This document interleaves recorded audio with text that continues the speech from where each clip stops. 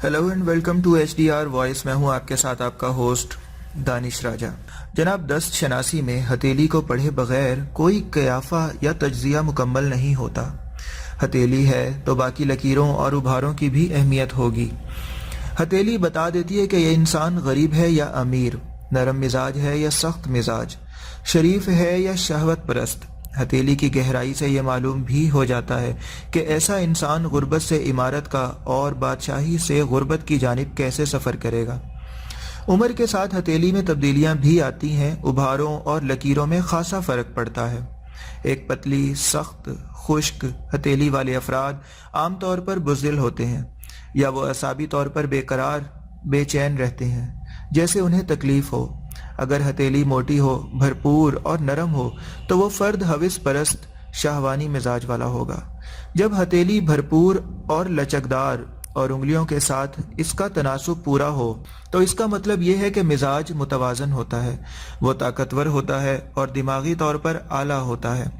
जब हथेली मोटी और भद्दी हो लेकिन नरम और पुरगोश्त हो तो उसके हाल में तैश परस्ती, बाहवल हसी, शोहरत परस्ती होगी। अगर हथेली के दरमियान गढ़ा सा पड़ता हो तो ये बदकिस्मती की निशानी है।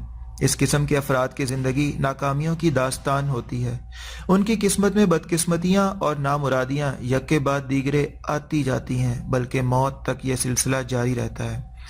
उस्ताद केरू बताते हैं कि मैंने इस वक्त तक हथेली को पूरे तौर से लिया है, लेकिन ऐसा भी होता है। उस्ताद केरू बताते हैं कि मैंने इस वक्त तक हथेली को पोर से तौर पर लिया है, लेकिन ऐसा भी होता है कि गढ़ा हथेली की एक जानिब होता है और दूसरी तरफ दुरुस्त होता है। ऐसी सूरत का हाल सुने। कई दफ़ा इसका रुख सिर्फ एक लकीर की तरफ होता है। अगर इसका रुख जिंदगी की लकीर की तरफ हो तो इसका मतलब मायूसी और बुरा इंजाम होगा। मजीद घरेलू मामलात में झगड़े, तकालीफ वगैरह। अगर बाकी मांदा हाथ में भी गड़ा है तो इसका मतलब सेहत की खराबी और दीगर झगड़े होंगे। जब ये दिल की लकीर तक पहुंचे तो इसका मतलब ये होता है कि नज़दीकी और रिश्तेदारों की मोहब्बत में नाकामी होगी।